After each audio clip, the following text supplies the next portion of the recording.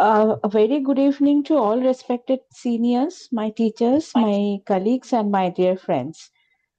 On behalf of Heartlines, the voice of cardiac anesthesiologist organized by IACTA West Bengal, it is my great pleasure and privilege to welcome you all to today's ECMO Essential Grand Finale Marathon session.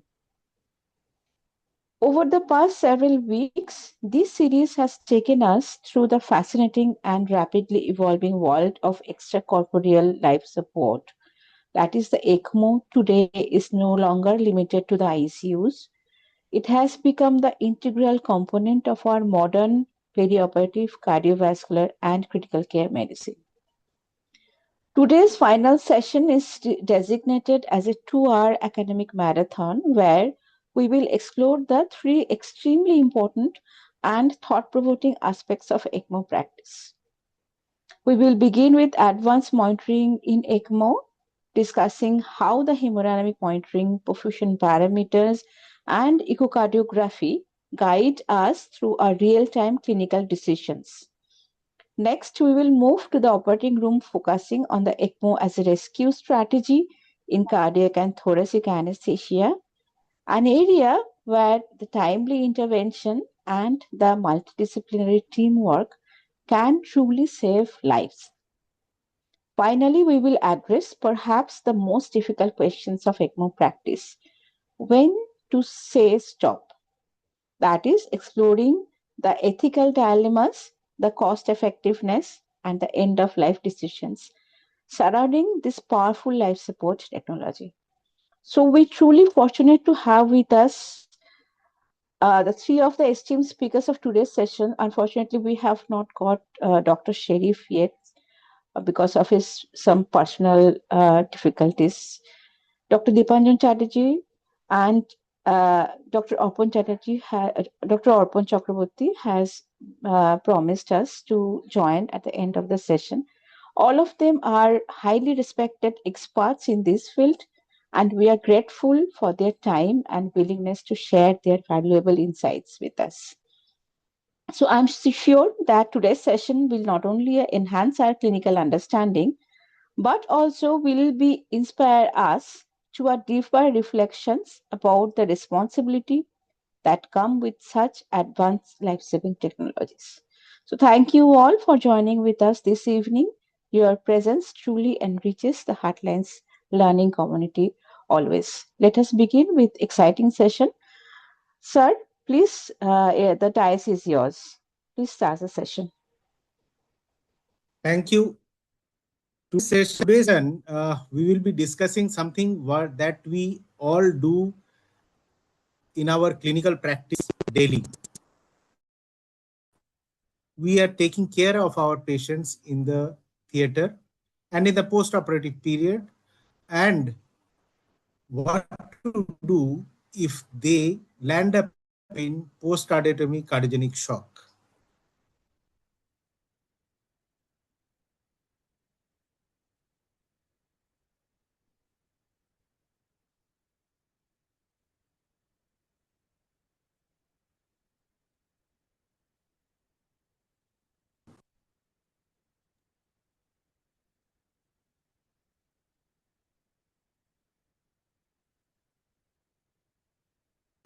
So post-cardiotomy cardiogenic shock is an unique situation where we have patients who have undergone surgery, but we are not getting a good outcome because their cardiac output has significantly gone down.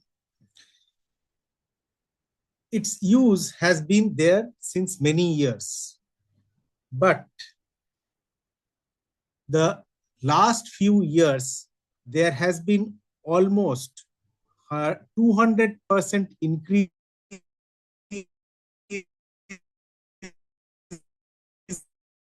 in shocks. We are now operating on more sicker patients, previously whom we did not touch.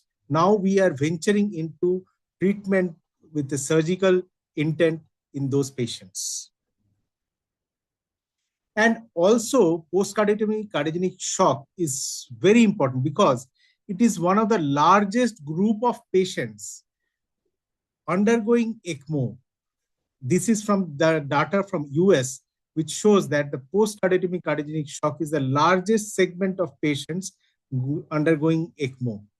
Though it's a pre-COVID data, but still it is very valid even today.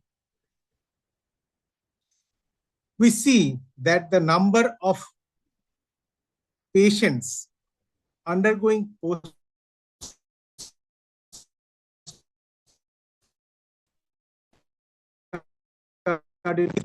but what is happening to the outcomes? The outcomes are still very, very dismal. In spite of our progress, we cannot guarantee a good outcome in these patients. Next, this is a study which came out in 2016, but it is very important that we understand the problems that are there. First and foremost, majority of these patients, the ECMO was started post-operatively, not intraoperatively. Second,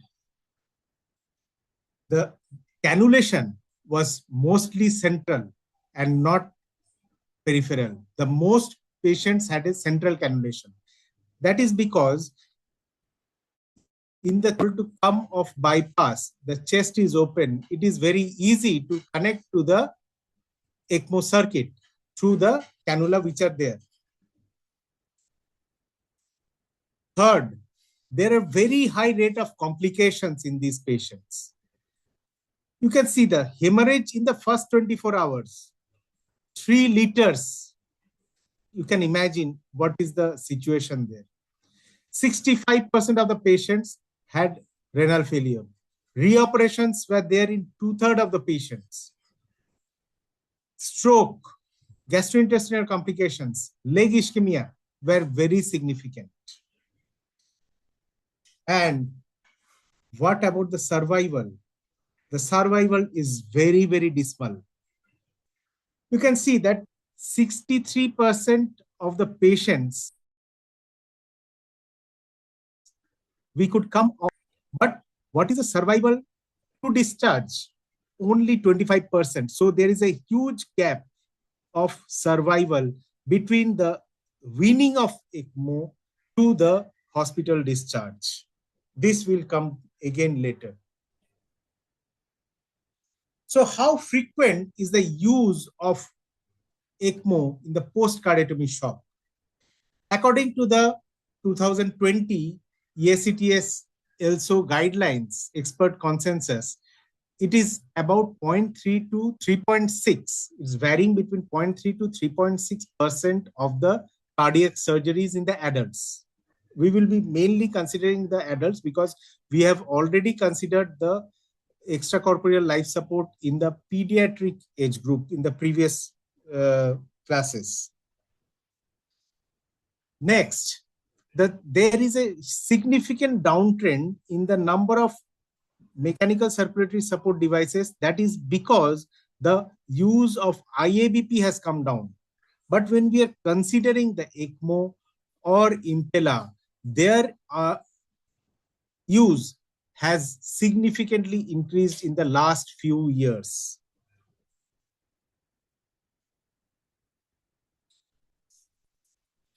So what are the indications? Mainly indication is when we are not able to wean from cardiopulmonary bypass.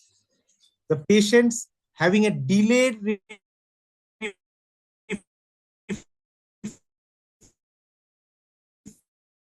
ventricular arrhythmias, which is impairing the cardiac output.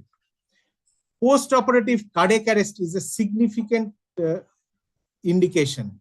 And also, some of the patients may have only post-operative respiratory failure where we have to consider not VA, but VV ECMO.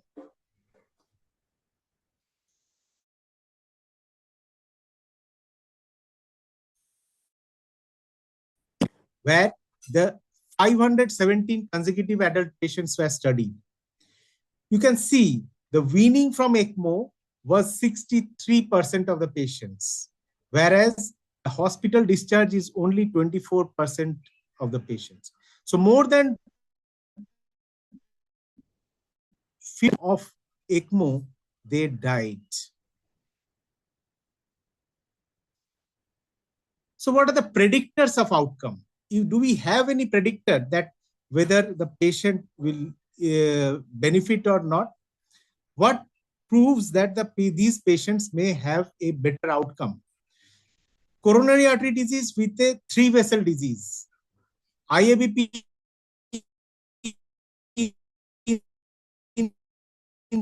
insertion OR. That means we are initiating the ECMO early on, or we are using transapical LV venting. Again, a method of LV venting we are using to unload the LV. And also younger age group patients, they have better outcomes.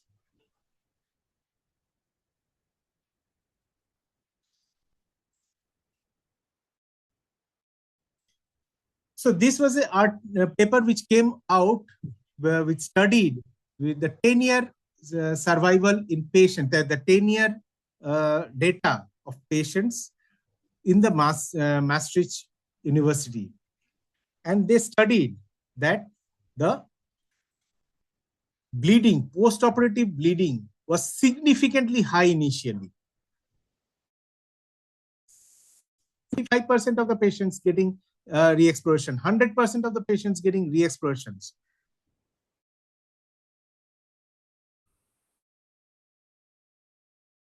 Re-exploration and the bleeding. This was in 2017, and I met the principal investigator very recently, and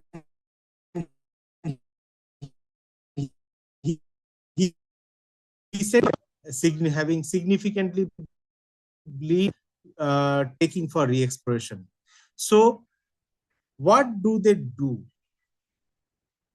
And also they found that the outcomes, which was dismal, only 25%, is now increased 50%.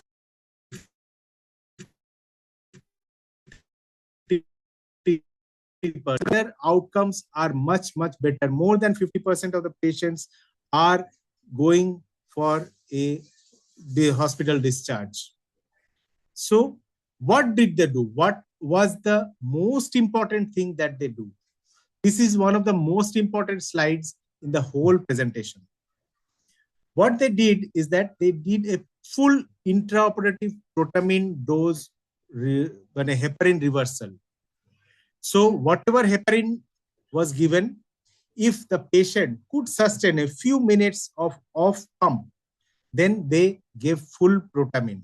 Even when they are not needing going for a off pump, still even on ECMO, they are giving full dose of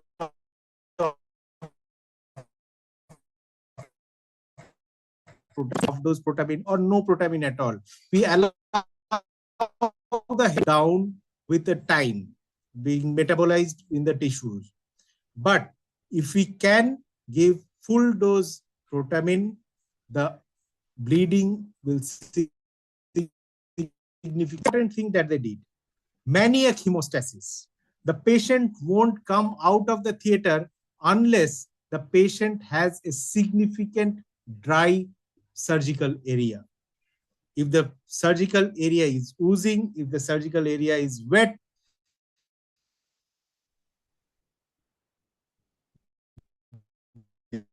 hemostasis. Third very important thing, they closed the sternum. They did not keep the sternum open, even with a central ECMO. That is because that sternum, oozing from the sternum is a very, very significant cause of bleeding in these patients. Initial 24 to 72 hours, do not give any heparin, depending on the bleeding of the patients. And you take care of anticoagulation by monitoring the coagulopathy with a point of care testing. So whenever we have to give heparin. Before that, we sure the patient is not bleeding. The other parameters are normal. That means the coagulation parameters are normal. And only then you give heparin to these patients.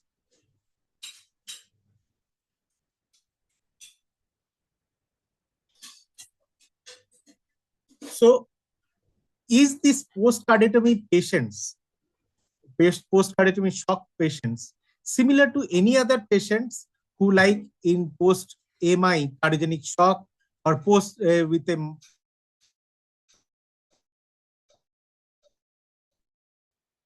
pulmonary embolism? Are these actually? No, because they have many peculiarities, and this was again highlighted in the EACTS also expert consensus guidelines. There is a high risk of vasoplasia, high risk of bleeding.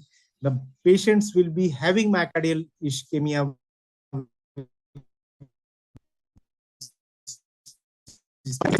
on the various organ systems and the coagulation profile. They redo surgeries, the previous cardiac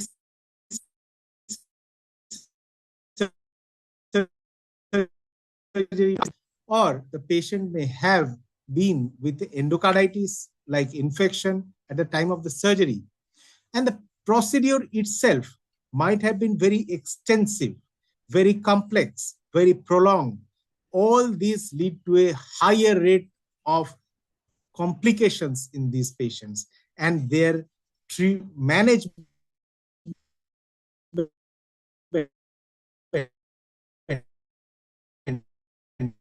chest open patients and the chest closed patient, the patients with AMICS who are not undergoing any cardiac surgery, but they are managed with a PTCA or PCI in the cath lab, their outcomes are very different, mainly because this is a surgical insult which is going on, which will alter the outcome. So we have to be very careful in managing these patients.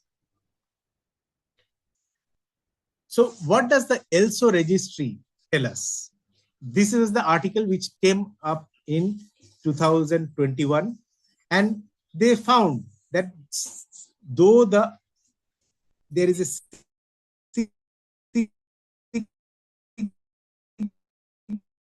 significant the post-cardiogenic shock, the still the what is the outcome?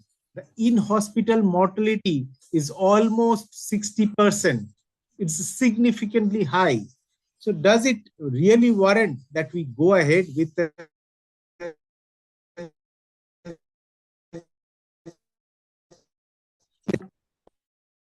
some 40% patients? And it has already been shown by the team from Maastricht that if you can control the bleeding, if you are very meticulous with your management of these patients, the outcome is above 50%, which is comparable to the patients with cardiogenic shock due to other causes.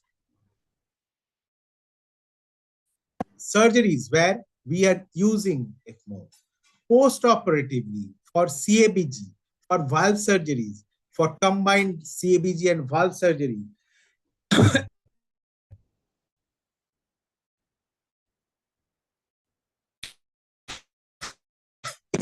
was a contraindication.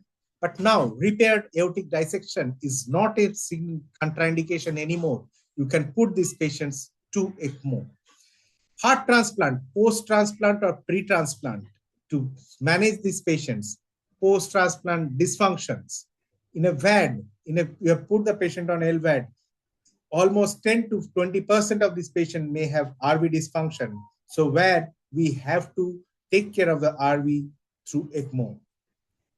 So these are the common indications of post cardiogenic shock needing ECMO.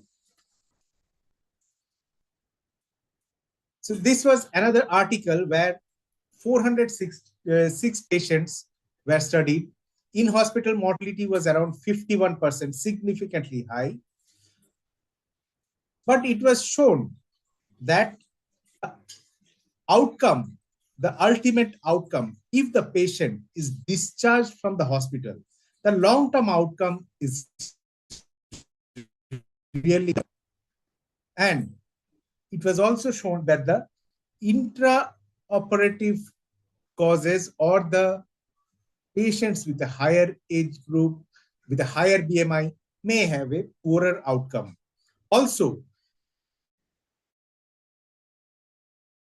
renal failure or a rethoracotomy, the patient's outcome in the. So, what is the important of the timing of initiation? When do we initiate post-cardiotomy ECMO? Should we wait? We give inotropes, then we escalate to an IVP, and then wait and see whether the patient is improving or not. And then we go for we shift the patient to the ITU, and then we see whether the patient is doing well or not doing well. And then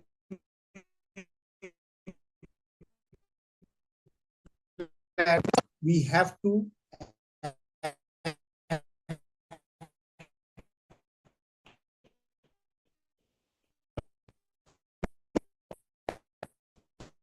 much better.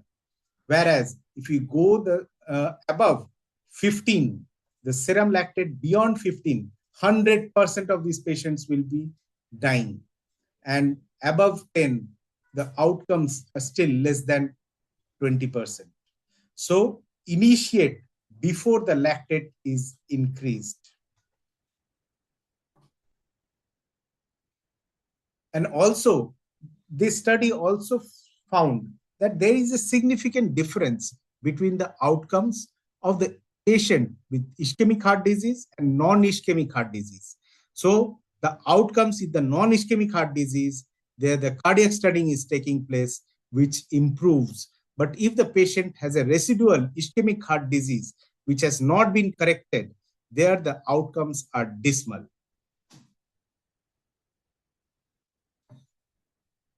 So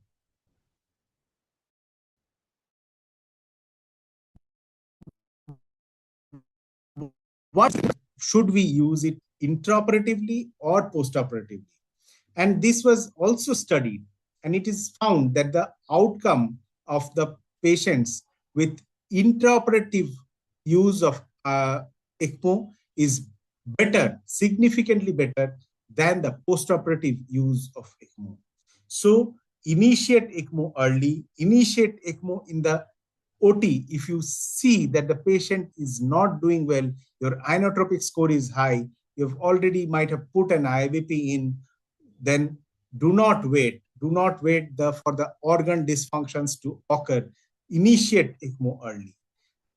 And it has been found post-operative ECMO, the major problems are because of the post-operative cardiogenic shock or the cardiac arrest, and it is usually put 24 to 48 hours after surgery.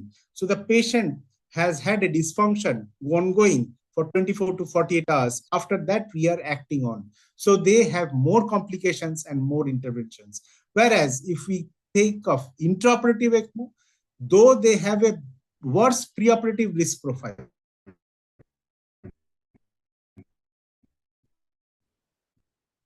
and the higher in-hospital survival is there.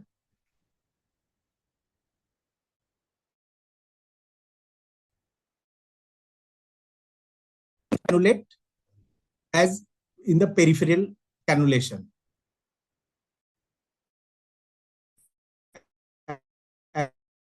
As we vein and close the chest. That is one of the best.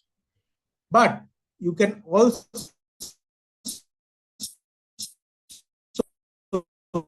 is not approachable. There is an IVP or the peripheral vascular disease is there. You can also go for the axillary cannulation and femoral vein cannulation. So that for the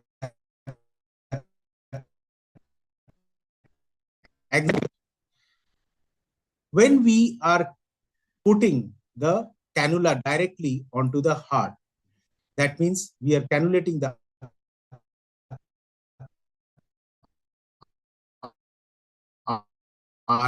open, because then the outcomes are worse. We have seen that the outcomes are worse when the chest is kept open. So this cannula, if the chest is closed, can come out through the intercostal spaces, through the subcostal or subxiphoid space, or it can come out through the supraclavicular suprasternal notch. All these places, we are closing the sternum, closing the skin, and the cannula is coming out.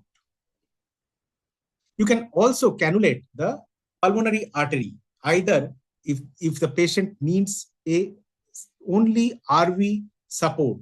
So we can put in a dual lumen cannula into the pulmonary artery, where we are draining from the right atrium and giving back through the distal port in the pulmonary artery. This is the Protect Duo cannula for the right ventricular dysfunction. Or you can put in a Medtronic cannula, single lumen cannula, right into the pulmonary artery. So that will also serve the purpose of giving back blood into the pulmonary artery. Drainage can be from the IVC.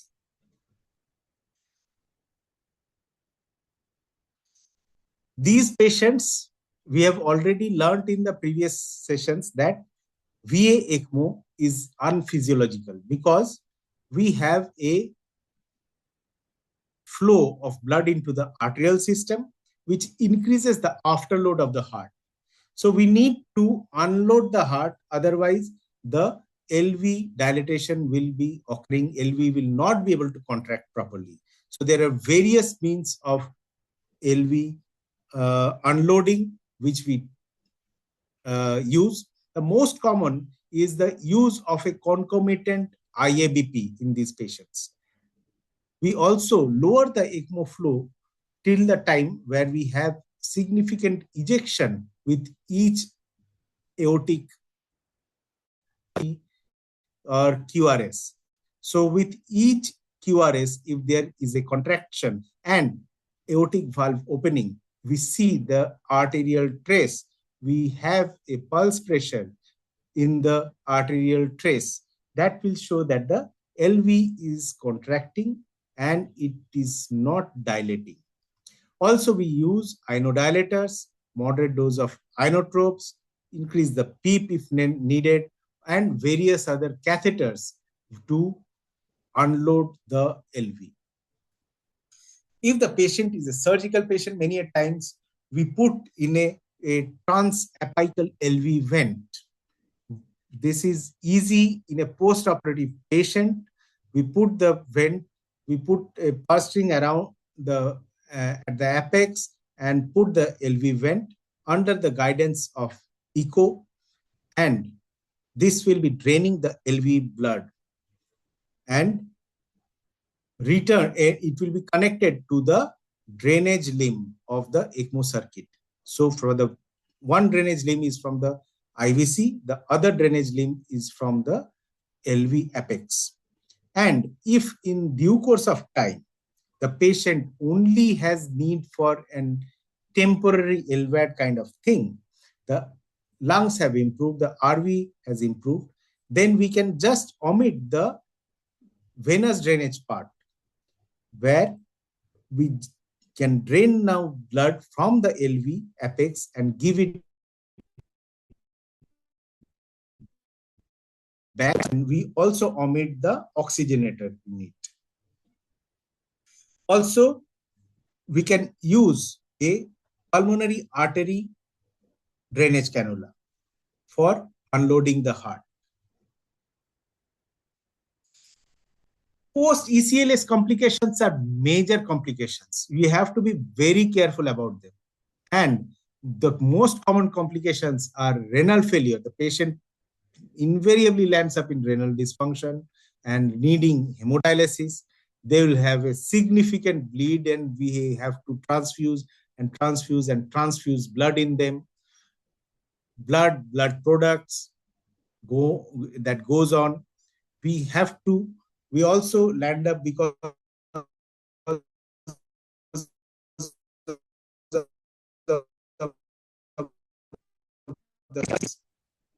leg ischemia can be there because of peripheral cannulation. All these can be the complications. What is the outcome, effect of age on outcome? It is very clear. If the age is more than 70s are poorer, but not zero. So almost 30% of the patients, more than 30% of the patients above the age of 70 who had undergone post-cardiotomy ECLS because of cardiogenic shock, they had a good outcome. Though compared to the patients less than 70 years of age, the outcome was poorer, but still we could give at least 30% of the patients going home. That is significant. What are the causes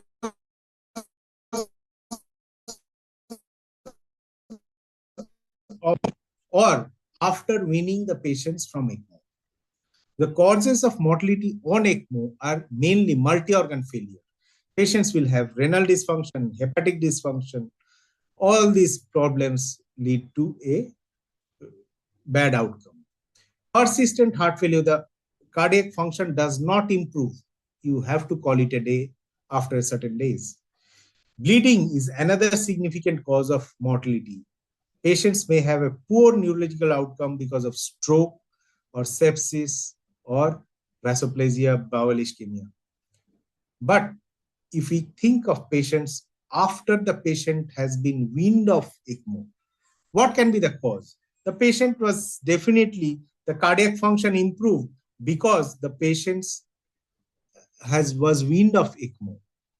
So there, in spite of weaning from ECMO, if the patient has a persistent heart failure or the borderline low cardiac output state persists, which will lead to other multi-organ dysfunctions. And one very important event in the post-ECMO removal is the sepsis.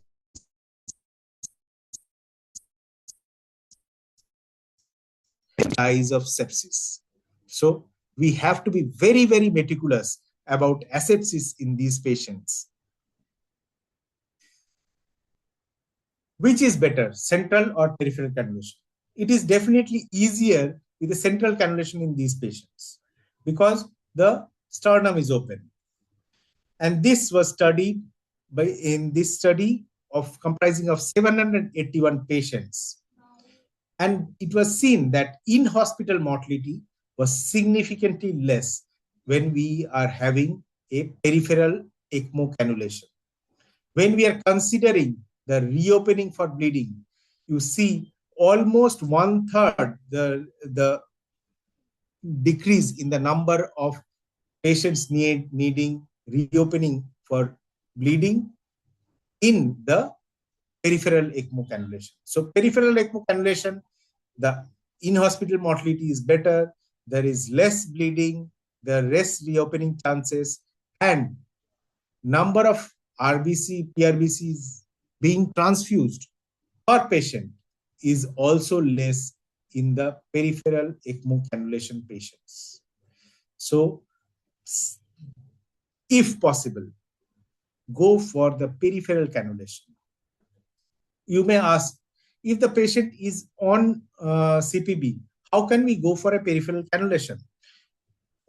Those patients who are really sick, undergoing surgery, and you anticipate that these patients may have to undergo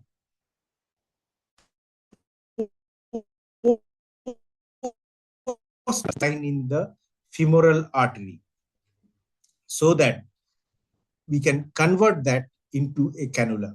We usually put two arterial lines, one in the radial, one in the femoral. So the femoral arterial line, we convert into an ECMO cannula.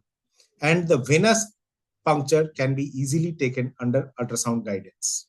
So even if it is the post-operative state, even if the patient is fully heparinized, we can convert the patient into a peripheral VA ECMO easily and do adequate hemostasis, do chest closure,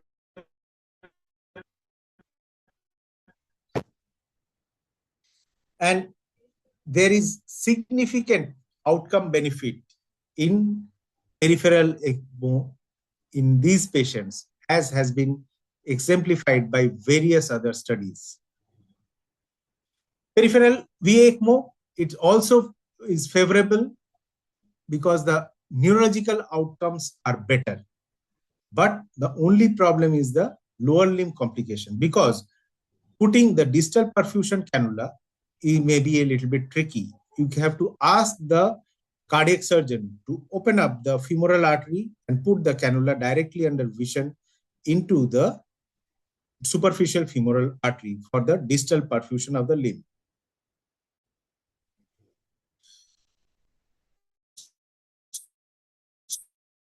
So from 2011 to 2022, the operative mortality in these patients has come down a little bit. But how? What are the factors that help?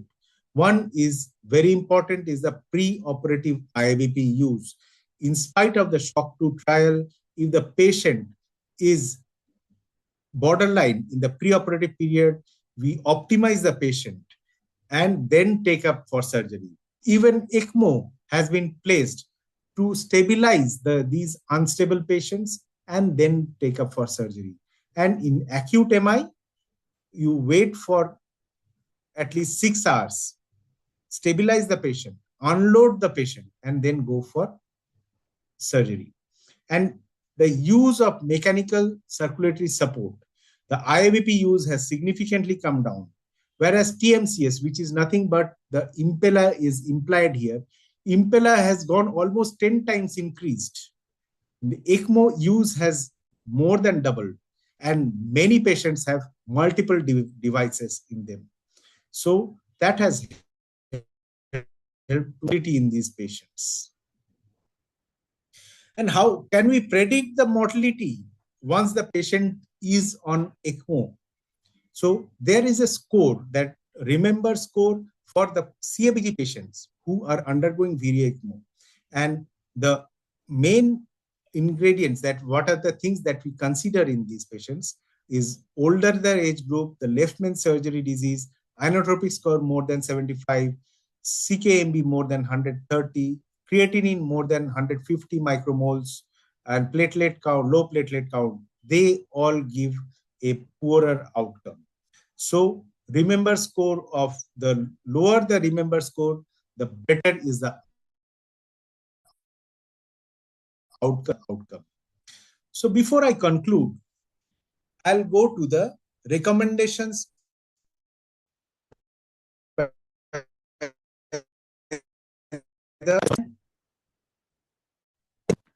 that it is recommended that the post-cardiotomy support be initiated prior to end organ injury. Be very attentive on these points. It has to be initiated prior to end organ injury or onset of the anaerobic metabolism. So lactate going beyond 4, you have to act. In patients with likelihood of myocardial recovery and in absence of uncontrollable bleeding. So this is one.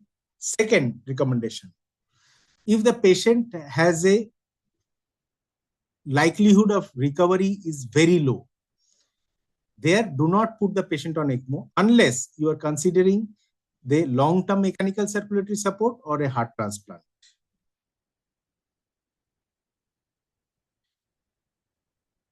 If you are using ECLS, use it early in the CABG patients and IBP.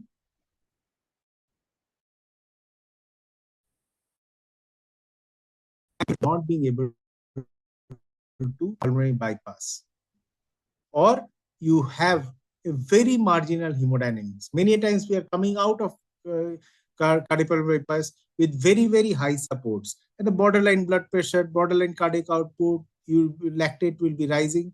So in that time, early use of ECLS along with an IVP is indicated. If the patient has significant comorbidities or advanced stage at higher lactate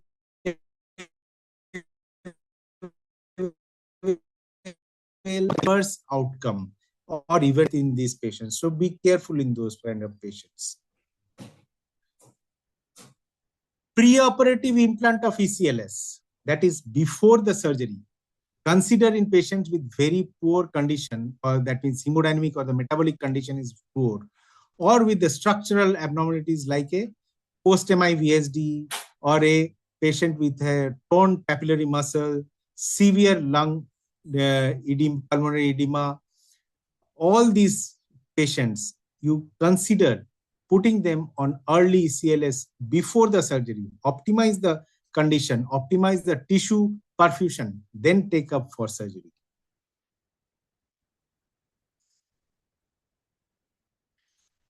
Consider the peripheral cannulation, because peripheral cannulation has a better outcome than the central VA ECMO. Try that first. You can think of putting the patient for a RVAD support, like the Protect Duo cannula you can use if the patient is having an RV dysfunction, and you can use it along with an oxygenator that we call as oxy RVAD configuration. So many times we find that these patients have a limb ischemia which is imminent.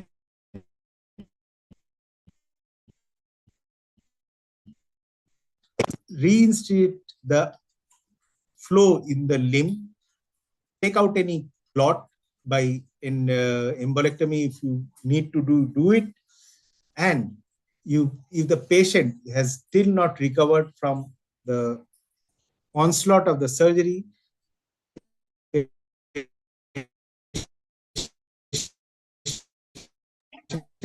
you can even open the chest and put the cannula there. Direct cannulation of the LV through the apex is very important if you are thinking of draining the LV unloading. And you can convert it to a LVAD-like configuration later on, LV apex to the subclavian artery or the aorta. What about the other mechanical circulatory support devices used, like IVP or Impella? This guideline also states that the implantation of IVP is considered in cases where there is ventricular dysfunction of intermediate severity during weaning from CPB. So patients who are undergoing were coming off bypass, having an intermediate severity of dysfunction, there we can put the patient on an IVP use. If the patient is having a cardiogenic shock after taking out the patient off the CPB, then again we can think of putting an IVP in these patients. Along with ECLS, you can use an IVP. When we are putting the ECMO, at the same time, we can put the patient on IVP. Implantation of IVP is not recommended, very important, not recommended in severe LV or biventricular dysfunction as a primary option in case of impossible CPB weaning. Many times we are trying to take the patient out with only an IVP, but it is not advisable with a severe LV dysfunction. Only IVP is a very poor choice.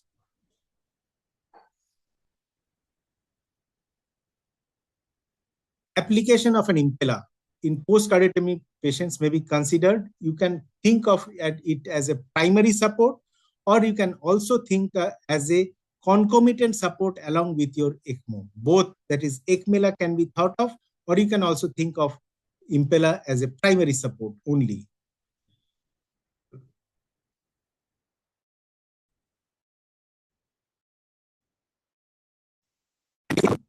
then what to do? That means the LV dilatation is occurring and we need to unload the LV. In those situations, it's an urgent situation. You can put the patient with an IVP. You can put the patient with a impeller also, along with the ECMO.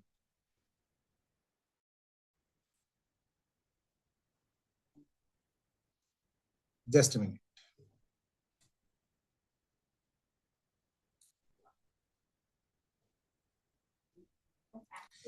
So this is my final slide. So if we have been studying about post-cardiotomy ECMO. Post-cardiotomy ECMO is coming up significantly. At least 0.3 to 3.6% of the patients may be needing post-cardiotomy ECMO.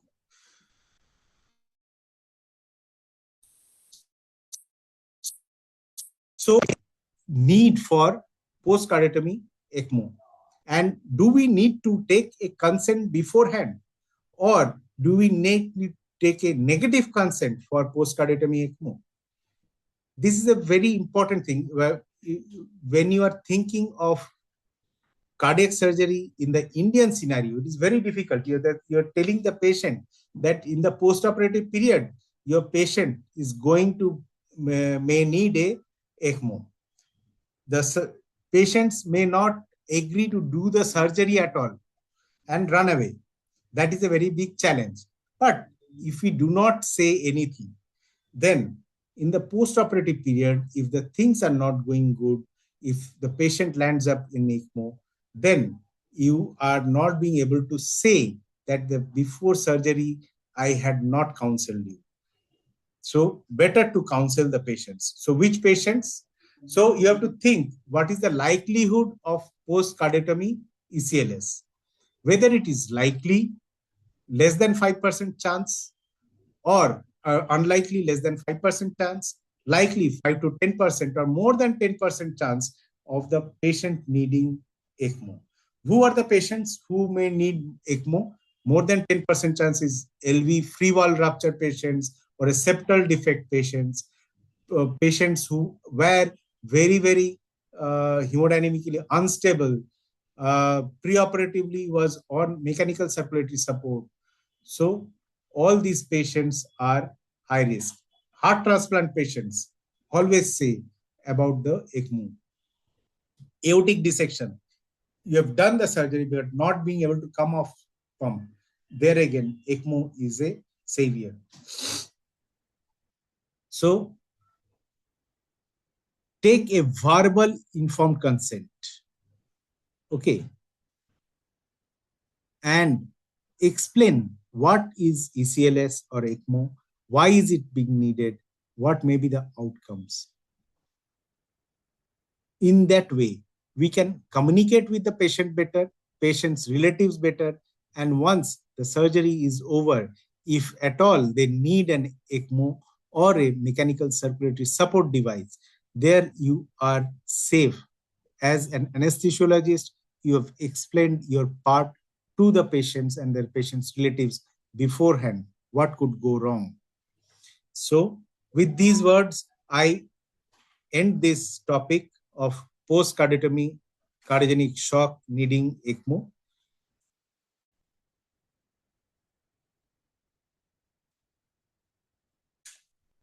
Any questions?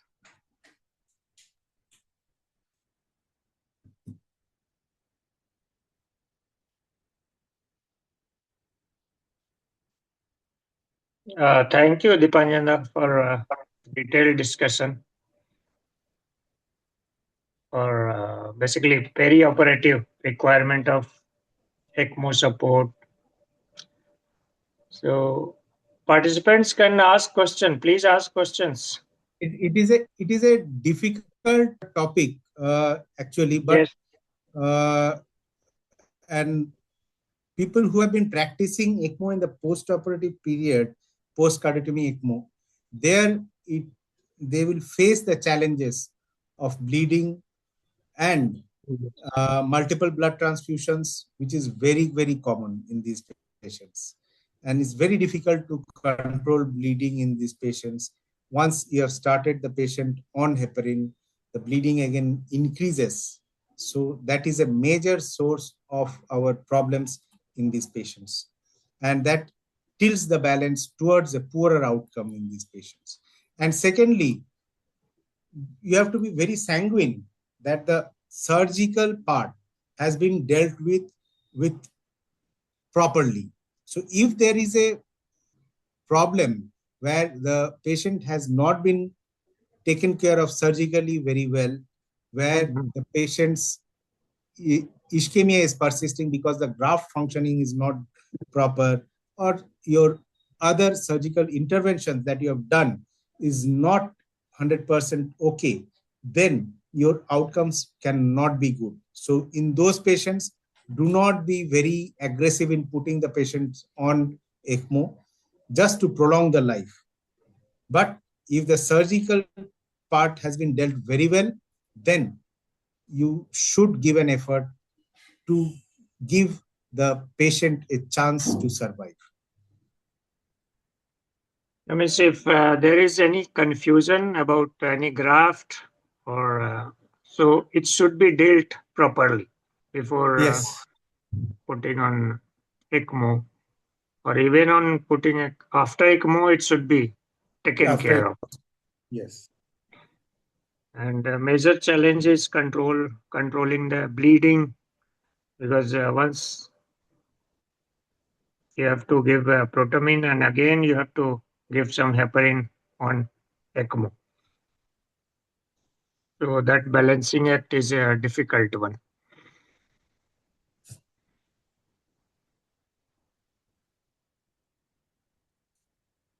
So any questions? Anybody? So we have another topic to Okay. discuss Okay. that is meant to stop.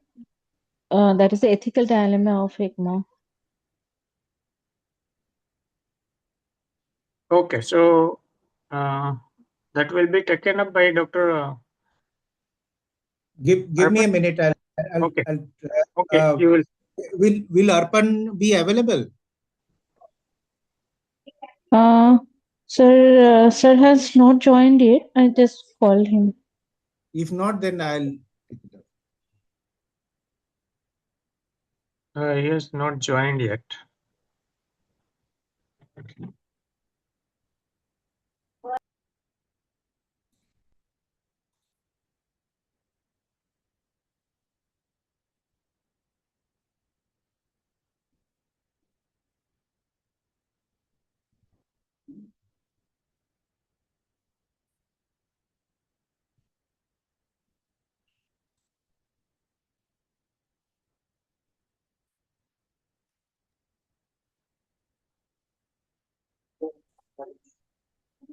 Sir is not picking the phone.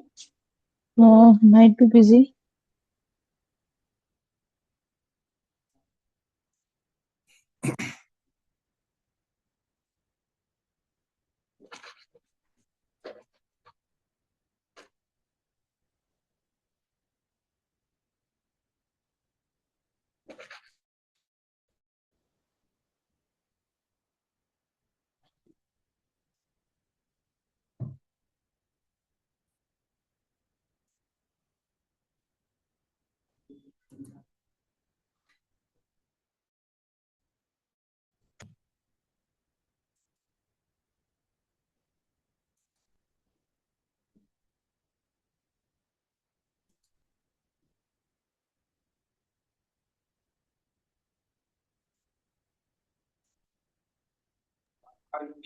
Sir, can you start the topic? Sir may be busy. Is not picking up the Okay, phone. okay, I'll start. Just give me a minute.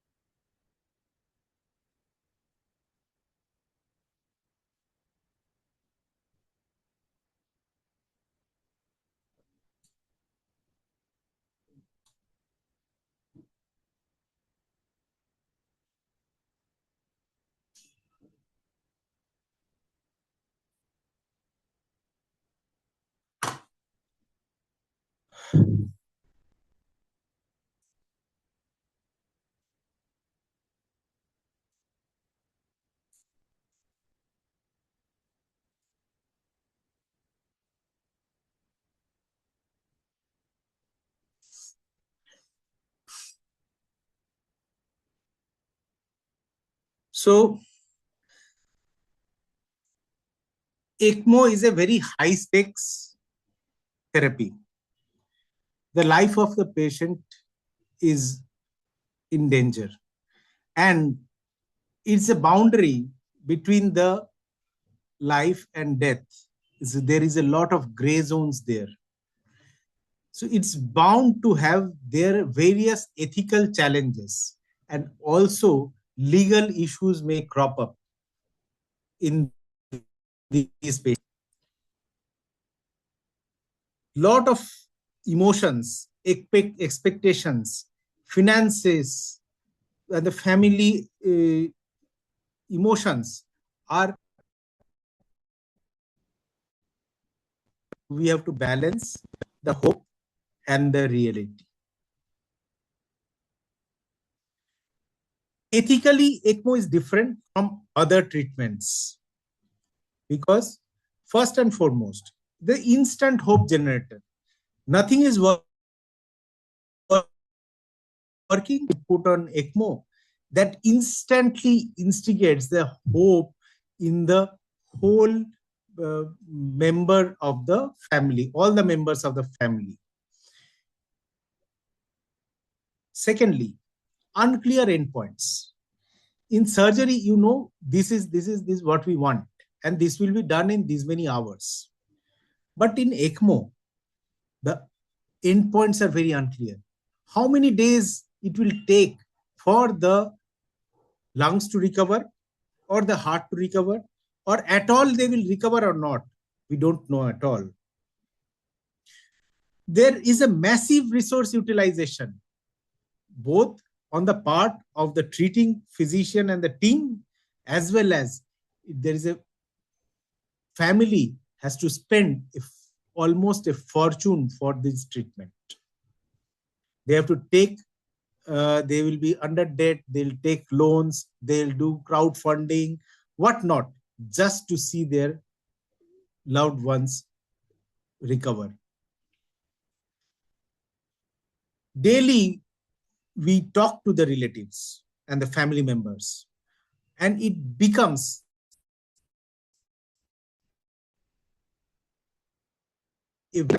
and the families. It's just like a single team we work. And that leads to a clinician moral distress when things are not going right, when you are asked questions which you do not have proper answers. इसका lung improve क्यों नहीं कर रहा है, ये इतना bleed क्यों कर रहा है? All these questions we cannot answer exact reason. This can be treated, this will be the outcome, and this will be the patient will be better. We cannot say. So there gives a very, very moral distress to the treating physicians. So there is a hope of family expectations.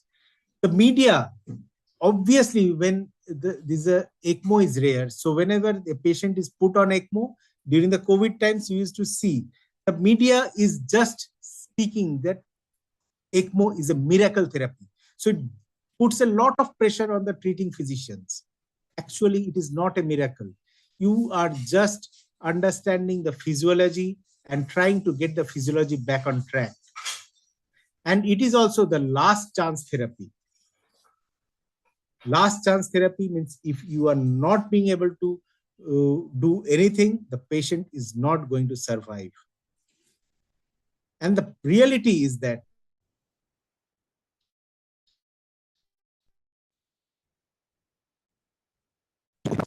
the organ failure trajectory is not in your own hands. You cannot control that. You can only give a proper support to the organs for recovery. But whether they will recover or fail further, you do not know. And there is a lot of resource stewardship that is needed in these patients. When we think of bioethics in these patients, we have to talk about the autonomy. That means whether the patient is being able to decide on his own whether what he wants or not. No, actually not. But we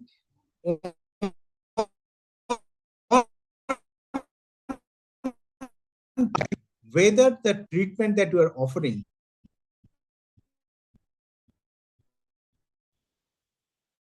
so whether the beneficence is there or not, and you are not making the life of the patient more troublesome with your therapy. And finally, whether we give justice to the patients or not, or a group of patients, they all get the justice from us. All these four pillars of bioethics are very, very important when we are considering ECMO. Let me go into a few cases. Very, very common scenario. 28-year-old male patient on viral ARDS put on VVA. 21 days gone, no lung compliance is improved. 45 days, now you are having secondary infections and the bilirubin is rising. Family is asking, doctor, just continue. He is young. What will you do?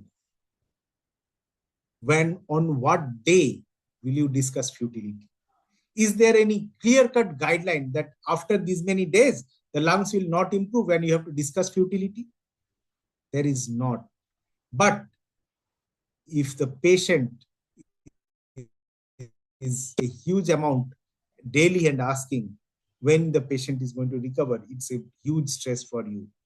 And secondly, youth is not a prognostic indicator always. Not all young patients survive. Second case, family has a lot of funds. They want everything for the patient. 62-year-old cardiogenic shock, had ECPR on VA ECMO.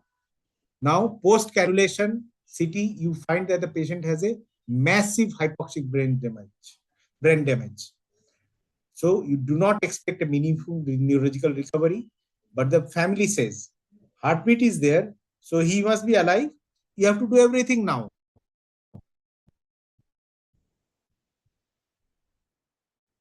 Life. We have to understand that medicine has its limits and we cannot prolong the life unnecessarily. Third case, a middle-class family, day 20 on ECMO, patient on VV ECMO. ICU bill is exceeding the family capacity. Very common scenario. Family is selling property, borrowing heavily.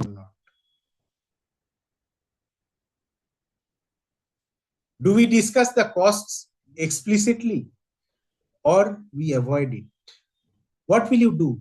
Can we allow the family to go into penury just because you want the patient, you want to help the patient out and you do not know that when the patient will be better? So saving a patient should not destroy an entire family.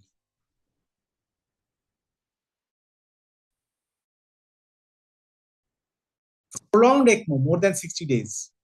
Multiple complications had been there. You had tried to overcome. Everyone is exhausted emotionally. Residents start avoiding the rounds.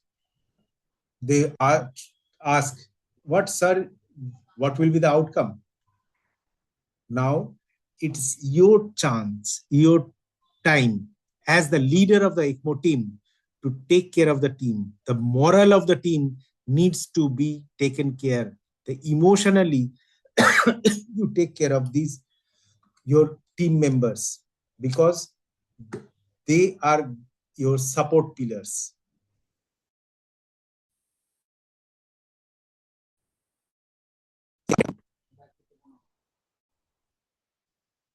framework for these patients. Have a honest discussion with the relatives.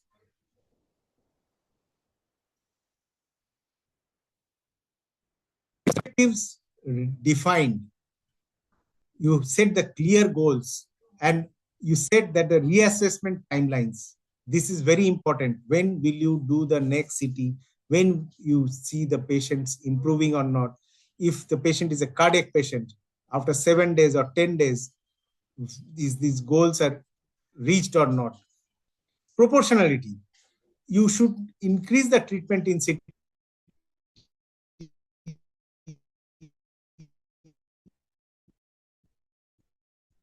and you should have a very important exit strategy. Withdrawal plan has to be discussed with the relatives before you start cannulating these patients.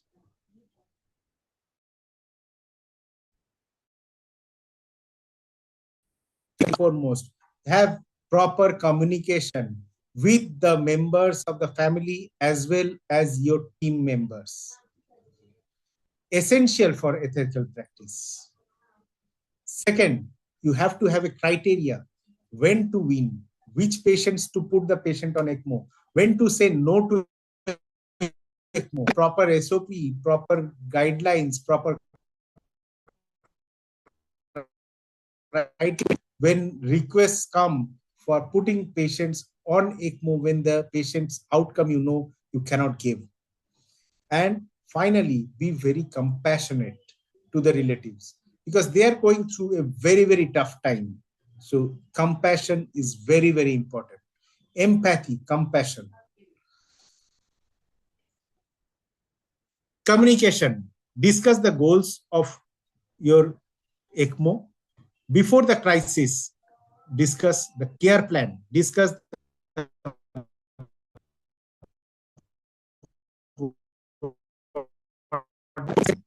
and understand whether the patient's relatives are ready to accept the patient's complication or not.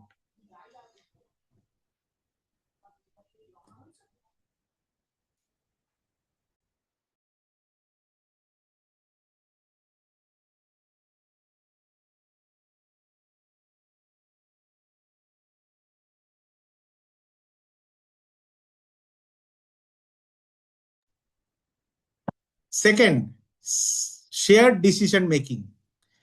The patient's relative and you are a team. It's a partnership. You do not give a just blurt out that this needs to be done and you have to do it. You explain the benefits, whether it is to be done or not. Many a times the relatives are going to decide. Many a times the patient may need where you are not sure which thing is going to be beneficial more to the patient. Let the relatives decide. Give realistic hope. Do not give unrealistic hope. Give hope for comfort, dignity, and give meaningful time with the patient. And time-limited trials. You have clear endpoints. You do not prolong endlessly in these patients.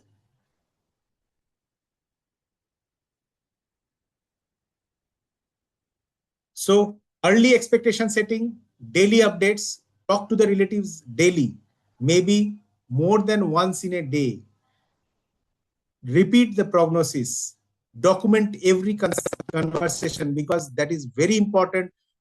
Medical legal papers which will protect you and use very simple language for communications. Keeping a proper criteria. Have institutional protocols, inclusion, exclusion,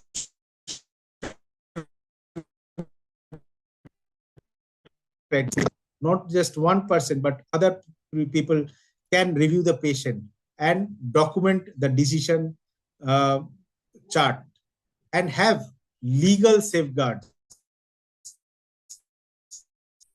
going for ECMO. Ethical committee involvement. Second opinion. Always take a second opinion if needed. Do not be afraid. You are not being inferior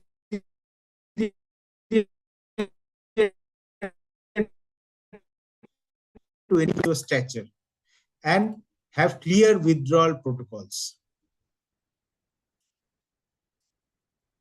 Finally, the compassion. So behind every ECMO decision is a person. This patient has a life story, people who love them, the family having dreams and fears, and inherent dignity of the patient has to be taken care of. Because ethics without compassion is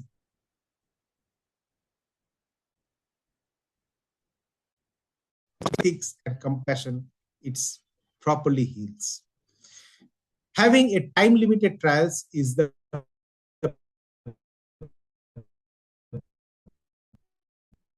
best. If we don't see that improvement, what to do.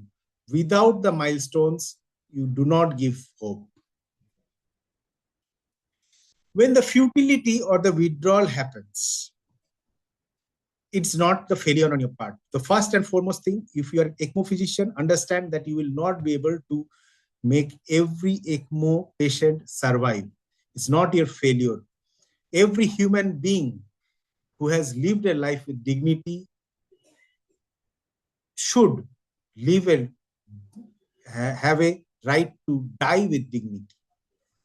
So do not use ECMO as a bridge to nowhere. That is what we do not want. So we can call for futility if needed. ECMO withdrawal is here. What we need is a multidisciplinary consensus, communicate with the patient. 2 senior physicians will sign that the patient is not fit for survival, and hospital ethics committee approval. And after 48 hours, you can think about withdrawing the things. And withdrawing of life-sustaining treatment is now legally applicable. So if the treating physician thinks that the patient is not improving and it is futile to continue, the hospital has to constitute a primary board. The primary medical board discusses the thing and gives their opinion within 48 hours. And then there is a secondary medical board that again concurs. If they concur with the primary medical board, then the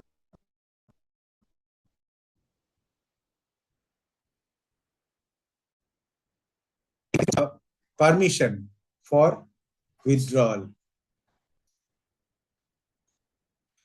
So finally coming to the ECPR, it's really a boundary between life and death. ECPR, whether it is beneficial or harmful, we do not know. We put the patient on ECMO, but they may have a poor neurological recovery. We do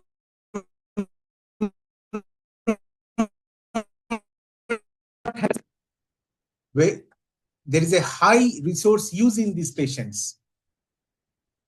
Professional responsibility is very, very high for these patients.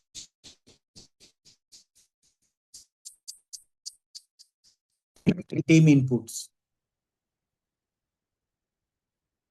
Finally, the take-home messages. ECMO amplifies the ethical complexity. So you have to be prepared to take this challenge. Hope is not unlimited. It has to be structured. Communication is a skill and you have to practice it. Documentation will protect everyone, applies to families and teams. You have to be emotional.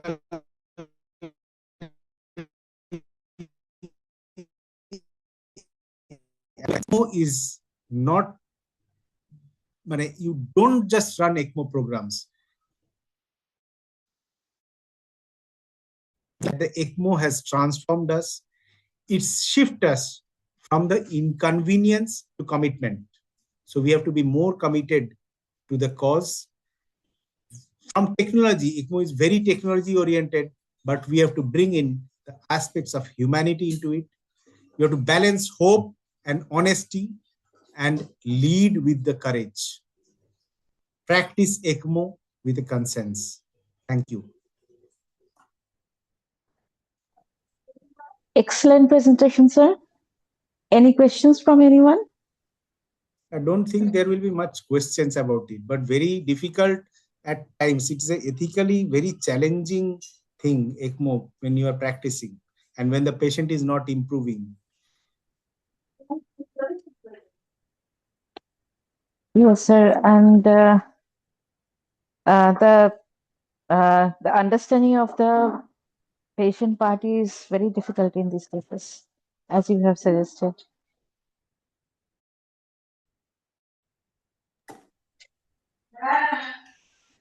If there is no question, as we come to the ends of today's session, as well as the Heartlines ECMO mini series, I would like to express my sincere gratitude to our esteemed speaker, Dr. Dipanjan Chatterjee, for the wonderful insight and for his valuable time with us. So, the ECMO remains one of the most powerful tools of the modern critical care, but as we have discussed today, it requires the clinical wisdom, thoughtful judgment, and the ethical responsibility. Thank you to all of our participants for your enthusiastic presence and engagement, and your support that truly keeps the Heartlines leading learning community a vibrant and evergreen. Before we conclude, I would also like to warmly invite to all of you to our you all know that we are having our upcoming cardiac critical care CME at Fortis Hospital on 21st of March. That is the next Saturday from 2 p.m. to 6 p.m., where we will have an exciting academic discussion. We are having 3 credit points that will be available for the programs, and we all will be very much delighted to see you all in this CMEs also. Until we meet again to our next headlines, uh, everyone, please keep learning and please keep sharing and keep the advancing the science of cardiac anesthesia alive. Thank you so much and have a wonderful evening.